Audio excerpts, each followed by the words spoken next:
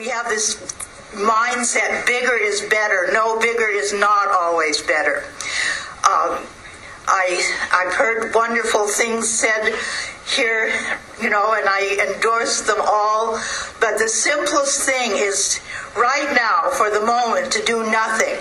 Then we can figure out how to go about, doing some more positive. How to find common ground.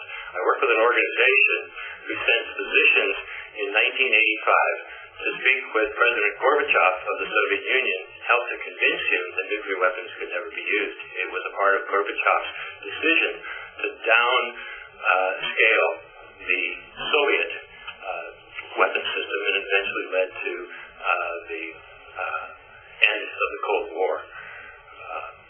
These weapons should have been eliminated at the end of the Cold War. They're still with us. We're still here to try to say, what can we do to prevent the horror that the nuclear weapons that we have to handle still because of American policy at Bangor, what can we do to keep them from ever being used again and to assist in their being eliminated? Thank you.